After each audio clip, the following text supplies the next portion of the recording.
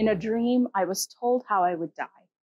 First in a body that failed by the organ, my pancreas, my left lung, my tailbone, sugary veins that crystallized my body like candied ginger, then my eyes, or the memory of them trapped in my lover's gaze. And when they too left this plane for elsewhere, I would live for a heartbeat longer in the pages of my last poem, something that was never told it was a farewell.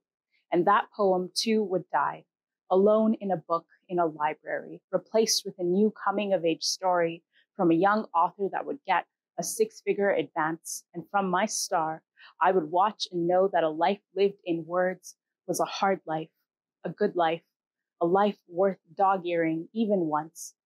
And in the dream, when my bones evaporated in the heat of a regretful sun, and the memories of the hockey arena we fought over, and the land we stole and sold to build towers that did not save us, I lived on, like Virginia and Amy before me, and in the white crust of words and the paper cut, the first print, the echo of a closing book, the finality of an opened mind that once moved in you, remained until the great imaginations of death finally overtook.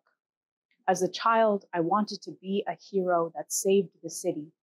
And in the city that was saved, there were 100 children who dreamt too of saving something more than themselves, who found their reflection in the back of a wardrobe and the inside of a tree, or in the empty space between a canyon or the cold of galaxy flight.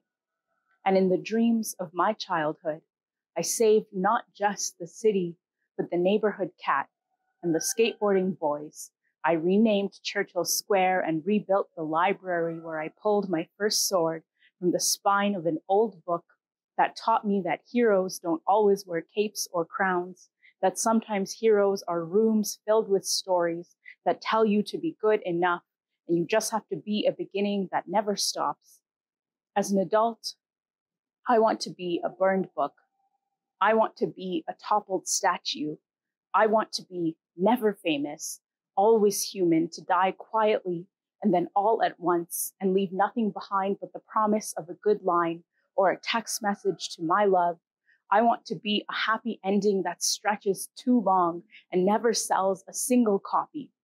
I want to feel my city the way I felt at 8, when I finally learned to read and still ran out of the words for everything an 8-year-old knows to be true. Some days are kept warm by dying suns, while others are ignited inside chests and carried through the night where the wild and sleeping things are.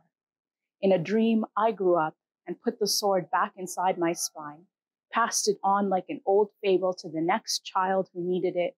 In a dream, I was the first and second and third book. In a dream, I remained unfinished.